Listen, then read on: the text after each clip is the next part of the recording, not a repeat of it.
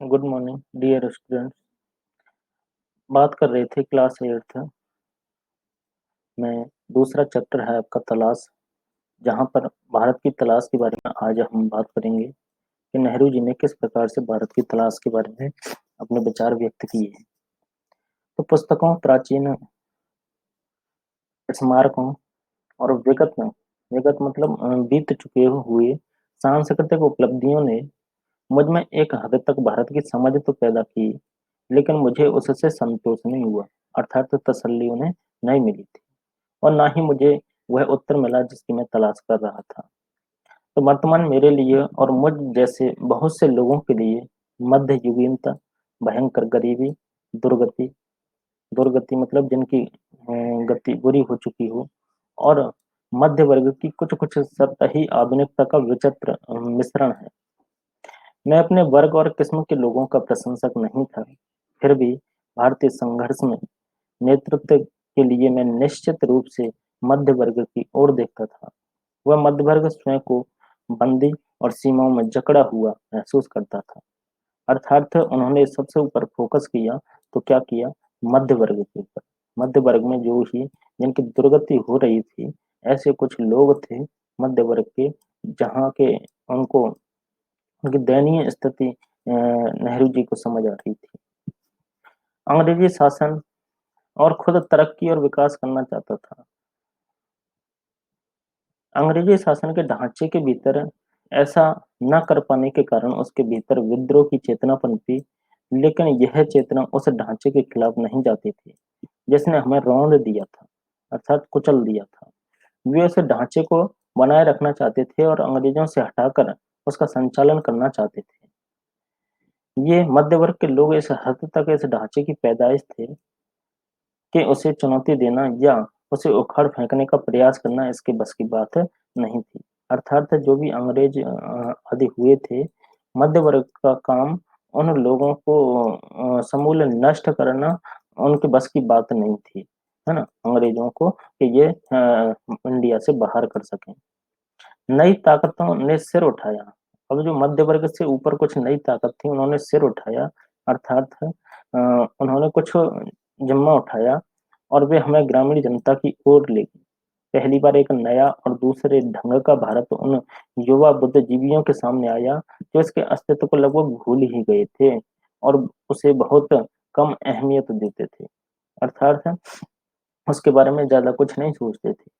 यह दृश्य बेचैन कर देने वाला था कि इसलिए इसलिए कि उसने हमारे कुछ मूल्यों और निष्कर्षों में संदेह उत्पन्न कर दिया था। तब हमने भारत के वास्तव के रूप की तलाश की शुरू की और इससे हमारे भीतर इसकी समझ और द्वंद दोनों ही पैदा हुए। मतलब हमारी समझ विकसित हुई और द्वंद मतलब एक एक तरह से द्वंद पैदा हुआ, जो कि दो के बीच में हम उसको जान पाए। कुछ लोग इस ग्रामीण समुदाय से पहले ही परिचित थे, इसलिए उन्हें कोई नया उत्तेजक अनुभव नहीं हुआ। पर मेरे लिए यह सही अर्थों में नई तलाश के लिए यात्रा थी। गोया कि मुझे बराबर अपने लोगों की असफलताओं और कमजोरियों का दर्द भरा एहसास रहता था, पर भारत की ग्रामीण जनता में कुछ ऐसा था जिसे परिभाषित करना कठिन है, पर उसने मुझे बराबर आकर्षित किया। उनमें कुछ ऐसी बात थी जो मध्य वर्ग में अनुपस्थित थी। अर्थात जो मध्य वर्ग में जो बात नहीं थी, वह नेहरू जी को कहाँ दिखाई दी? ग्रामीण जनता के ऊपर उनका विश्वास बना कि ये हैं जो मध्य वर्ग को और अन्य भारत के जो लोग हैं उनको उबार सकते हैं। तो मैं आम जनता की अवधारणा को काल्पनिक नहीं बनाना चाहता। मेरे लिए भारत के लोगों का अपनी सारी विविधता के साथ वास्तविक अस्तित्व है। उनकी विशाल संख्या के बावजूद मैं उनके बारे में अनिश्चित समुदायों के नहीं, व्यक्तियों के रूप में सोचने की कोशिश करता हूँ। चूँकि मैंने उनसे बहुत अपेक्षाएँ नहीं रखी, शायद इसलिए मुझे निराशा भी नहीं हुई। मैंने जितनी उम्मीद की थी उससे कहीं ज़्यादा पाया था। मुझे समझ आया था कि इसका कारण और इसके साथ ही उनमें जो एक प्रकार की दृढ़ता और अंतःशक्ति है, उसका कारण भारत की प्राचीन सांस्कृतिक परंपरा है, जिसने जिसे उन्होंने कुछ अंशों में अब भी बचाए रखा है। पिछले 200 वर्षों में उन्होंने जो अत्याचार झेला, तो बहुत कुछ तो उसी के कारण समाप्त हो गया। फिर भी तो कुछ ऐसा बच पाया रहा जो सार्थक है, अर्थात उचित है, और उसके साथ बहुत कुछ ऐसा है जो निरर्थक और अनिष्टकर है। मतलब उन्होंने जो भी कार्य किए, कुछ तो सार्थक प्रतीत हुए और कुछ निरर्थक, अर्थात बेकार के हुए। नेक्स्ट भारत माता की बात करेंगे कि अक्सर जब मैं एक के बाद एक सभा में जाता तो श्रोताओं से मैं अपने इस देश की चर्चा करता कि हिंदुस्तान और साथ ही भारत की जो जाति के संस्थापक भरत के नाम पर आधारित और इसका प्राचीन संस्कृत नाम है, अर्थात भरत जो नाम है इसका प्राचीन भारत का नाम क्या है, भरत के नाम पर रखा गया जो कि संस्कृत का शब्द हुआ करता था। मैंने शहरों में ऐसा काम किया क्योंकि वहाँ के श्रोता अपेक्षाकृत आधुनिक थे। श्रोता श्रोता मतलब होता है सुनने वाले, और वे अधिक दमदार भाषण की अपेक्षा करते थे। पर सीमित नजरिए वाले किसानों को मैंने इस महान देश की बाबत बताया, जिसकी मुक्ति के लिए हम संघर्ष कर रहे थे, कि कैसे इसका हर हिस्सा दूसरे से भिन्न होते हुए भी भारत है, अर्थात अलग होते हुए भी सब कुछ में एक ही है। मैंने उन्हें उत्तर से दक्षिण और पूर्व से पश्चिम तक किसानों की सामान्य समस्याओं की जानकारी दी, और उस स्वराज की भी, स्वराज स्वराज मतलब अपने राज्य की भी, जो कुछ विशेष लोगों के लिए नहीं, सबके लिए, भारत के हर हिस्से के लिए एक सा हुआ। मैंने उन्हें सुदूर मतलब दूर तक उत्तर पश्चिम में खैबर पास से, मतलब खैबर जो दर्रा है उससे के पास से कन्याकुमारी या केप कोमरिन तक अपनी यात्रा के बारे में बताया।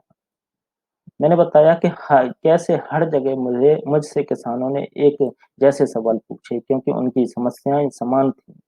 गरीबी, कर्ज था उनके ऊपर, निहित स्वार्थ थे अपने एक दूसरे के, जमींदार उनका शोषण करते थे, महाजन उनसे विभिन्न प्रकार के कर आदि वसूला करते थे, भारी लगान था उनके ऊपर, और कर पुलिस के अत्याचार भी थे। ये सब उस ढांचे में लिपटे हुए थे, अर्थात मध्य वर्ग और अन्य वर्ग जो थे, ये सब दबे कुचले वर्ग हुआ करते थे, जिसे हमारे ऊपर विदेशी हुकूमत ने आरोपित करवाया था या किया था। विदेशी हुकूमत से अर्थात ब्रिटिश सरकार से, है ना, अंग्रेजों से। साथ ही यह भी कि राहत भी सबके लिए आनी चाहिए। राहत मतलब एक तरह से राहत की सांस कह सकते हैं, अर्थात चैन भी आना चाहिए। कि मैंने इस बात की कोशिश की कि वे भारत को अखंड मानकर उसके बारे में सोचें, साथ ही थोड़ा बहुत उस विराट विश्व के बारे में भी सोचें। विराट मतलब विशाल, विशाल विश्व के बारे में भी सोचें, जिसके हम एक हिस्से हैं। माना कि संपूर्ण संसार में भी भारत का क्या अस्तित्व है उसके बारे में भी सोचें। तो यह कम यह काम बहुत आसान नहीं था, पर उतना मुश्किल भी नहीं था जैसा मैंने सोचा था। कि हमारे प्राचीन महाकाव्य हुए, पुरा गाथाएं थीं, दंत कथाएं थीं। दंत कथाएं मतलब बनावटी कहानियां, कि उन्हें पूरी जानकारी थी। इस साहित्य ने अपने देश की अवधारणा से उन्हें परिचित करा दिया। इन लोगों से मैं हमेशा कुछ ऐसे भी होते ही थे जिन्होंने भारत के चारों कोनों में स्थित धार्मिक स्थलों की यात्रा की थी। अर्थात तो उन्होंने एक धर्म विशेष को भी जाना था, कि धर्म विशेष को लेकर के लोगों के मन में क्या धारणा है। और कभी-कभी जैसे ही मैं किसी सभा में पहुंचता था तो मेरे स्वागत में अनेक कंठों का स्वर गूंज उठता था, भारत माता की जय। अर्थात हम सब अलग होते हुए भी एक थे। कौन थे? भारतवासी। कौन थे? भारतवासी। मैं उनसे अचानक प्रश्न कर देता कि इस प्रकार से उनका क्या आशय है। मेरा प्रश्न यह मनोरंजक लगता और चकित करता, मतलब आश्चर्यचकित करता था लोगों को। उनकी ठीक-ठीक समझ में नहीं आता कि वे मुझे क्या जवाब दें, और तब वे एक दूसरे की ओर और फिर मेरी ओर ताकने लगते, देखने लगते। मैं बार-बार सवाल करता जाता, आखिर एक हट्टा-कट्टा जाट, जिसका न जाने कितनी पीढ़ियों से मिट्टी से अटूट नाता है। अटूट नाता मतलब जो कभी टूटा ना हो। जवाब में कहता कि यह भारत माता हमारी धरती है, भारत की प्यारी मिट्टी। मैं फिर सवाल करता कि कौन-सी मिट्टी? उनके अपने गाँव के टुकड़े की या जिले की या राज्य की? अर्थात जो अपने-अपने क्षेत्र विशेष उन्होंने बाँट रखे थे। उनकी, के तमाम टुकड़ों की, फिर पूरे भारत की मिट्टी, या पूरे भारत को, जो लोग थे मध्य वर्ग आदि लोग, तो विभिन्न प्रकार के जो लोग थे, अपने-अपने क्या है क्षेत्र आदि बाँट लिया करते थे और अपने क्षेत्र विशेष के बारे में ही सोचा करते थे, जबकि नेहरू जी थे, तो पूरे भारत की बात करते थे। किसकी? पूरे भारत की। प्रश्नोत्तर प्रश्न का उत्तर यह सिलसिला तब तक चलता रहा, जब तक वे प्रयत्न करते रहते और आखिर में कहते हैं कि भारत में सब कुछ तो है ही, जो उन्होंने सोच रखा है। इसके अलावा भी बहुत कुछ है कि भारत के पहाड़ और नदियाँ, जंगल और फैले हुए खेत जो हमारे लिए खाना मुहैया कराते हैं, सब हमें प्रिय हैं, लेकिन जिस चीज़ का सबसे अधिक महत्व है, वो है भारत की जनता का। तो उनके और मेरे जैसे तमाम लोगों का। वे सब लोग जो इस विशाल धरती पर चारों ओर फैले हुए हैं। भारत माता मूल रूप से यही लाखों लोग हैं जो और उसकी जय का अर्थ है कि इसी जनता जनार्दन जनार्दन की जय। अर्थात जो जनता है उसी की जय। कि तुम भारत माता के हिस्से हो और एक तरह से तुम खुद ही भारत माता हो। जैसे-जैसे यह विचार धीरे-धीरे उनके दिमाग में बैठता जाता, उनकी आँखें चमकने लगतीं, मानो उन्होंने कोई महान खोज कर ली हो। अर्थात नेहरू जी से उन्हें बहुत कुछ अपेक्षाएँ थीं क्योंकि नेहरू जी जो थे, वह भारत माता को एक समान दृष्टि से देखते थे। भारत माता को ही क्या कह सकते हैं, भारत के लोगों को क्षेत्र विशेष, जाति विशेष किसी में भी भेदभाव नहीं करते हुए, वो सबको एक मानते थे। क्या मानते थे? एक मानते थे जिसके कारण कि उनकी जय-जयकार लोगों से सुनाई देती थी। नेक्स्ट अगली वीडियो में हम बात करेंगे भारत की विविधता और एकता, विविधता में एकता या विविधता और एकता क्या थी? धन्यवाद।